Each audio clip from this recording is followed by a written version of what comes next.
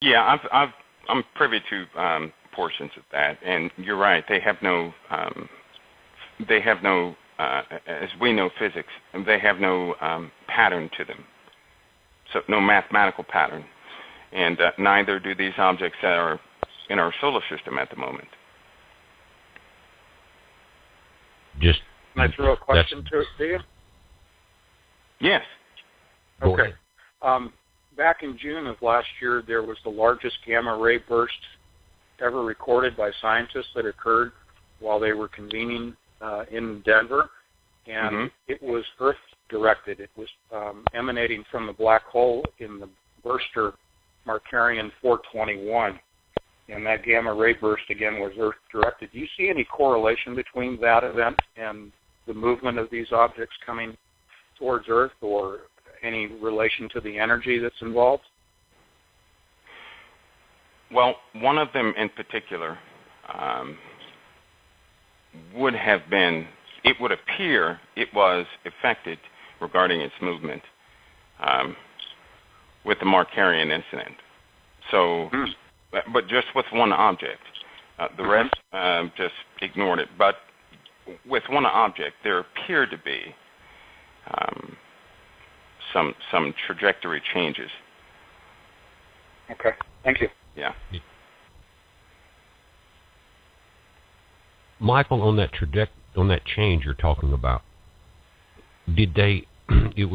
Was it during one of these events, and in which direction was the change, or was that noted? No, I know there's a change. There was a change as far as directions. I really can't pinpoint. I really can't pinpoint anything. I can't do that. But it did affect one of the objects, or one of the objects did in fact react to it. That's a very large. That's a very gamma rays are both deadly, but the energy from a gamma ray can be very useful in many different fields of study. And this object could have gone one way or the other. It could have been affected by the gamma ray. It could have reacted somehow, or it could have avoided it or harnessed it. We don't know. We just know that it did in fact affect it. Do you find it rather curious that it was Earth-directed and at such a specific time? Yes, and I also find it curious that around that same time was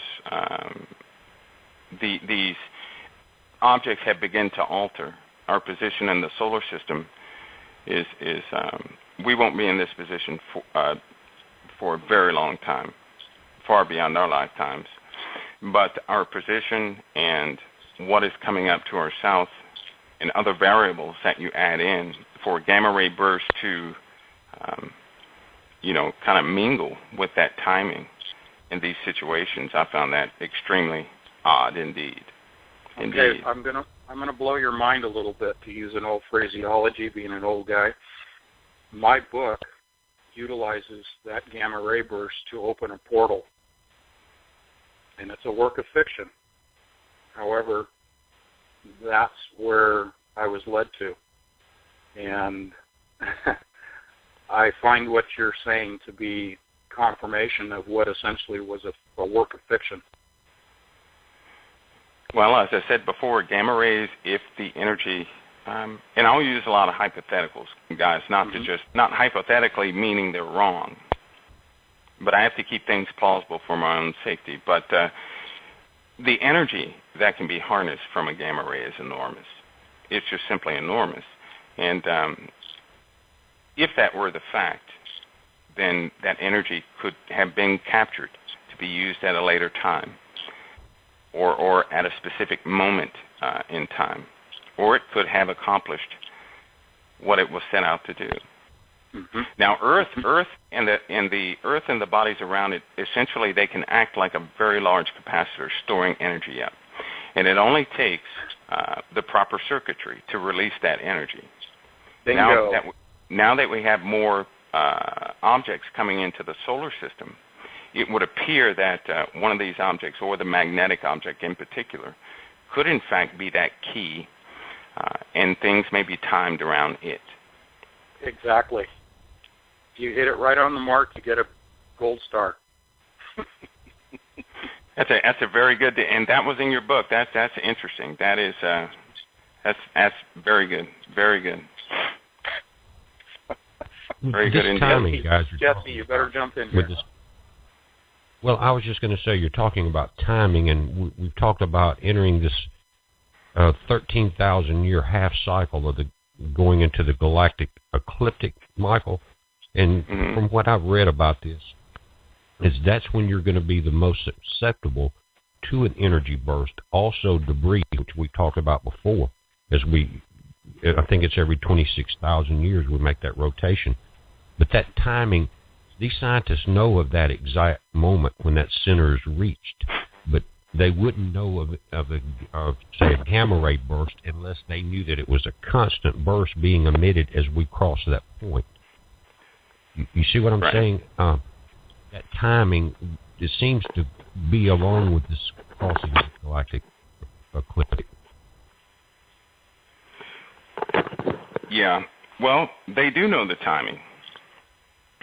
They have, like I said before, the industrial complex physics are different from public physics. And it takes an individual to do his or her own research, to work through their own set of numbers and run simulations and so forth to find out that they've been, led down the wrong path. Some of the impossibilities in the theorized formulas in physics don't stand up. They don't work. However, not everybody has studied enough to find that out. So they perpetuate things so that people think a portion of science is impossible. But I assure you that the military-industrial complex does not. In fact, they use things all the time that the general population deems impossible. Right. They would have to know that time. I guess through satellite instrumentation, even from the outer edges of the solar system, they would detect this gamma ray burst before it happened and say, well, we need to turn on or have the machines ready for this or whatever to pick this energy up. That we've got outer probes that have went all the way out to our heliopauls to see that bow shock effect there. But that seems like a probe, an observation probe, in the sense of this energy burst. Can I jump in real quick just to help both of you out real quick? Let's go back to the conference that was taking place in Denver, which is just the location itself rings a lot of bells and raises flags. But during the conference, they already had most of their instruments, their satellites and ground-based instruments, pointed at Markarian 421 before the burst even emanated from the black hole.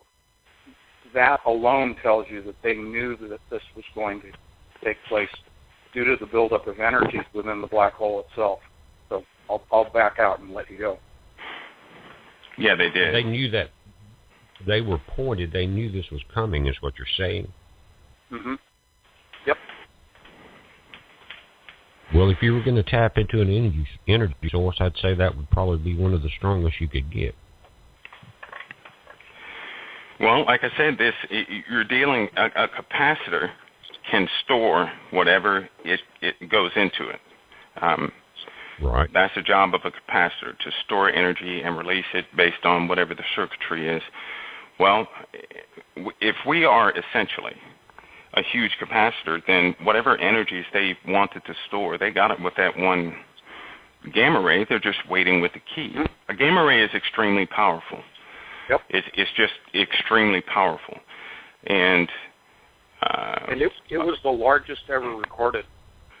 Yeah, so that's like, 1 second of a gamma ray burst is, I can't even make an equivalency of the energy. It could set everybody free with energy forever, probably. But that's how much energy is in a gamma ray, if they could harness it. Right. I hope they got a good fuse box, because they're going to need it. But like you said, we were talking about earlier, you only have to tap into like an inductive coil, you can adjust a coil system to just pull off certain portions of energy. You know how you can divide voltage and things like that through a coil system. I know there have to be planning for the overload, and to be able, but I'm not sure it's kind of like the nuclear bombs. Are they sure they know how much energy they're dealing with? And how about, Michael, how about the atmosphere being laced with aluminum and chemtrails? Correlation, tie-in, fuse, fusible link? Absolutely. You're essentially, look, they've turned Earth, just to make it simple, they have turned Earth into a component.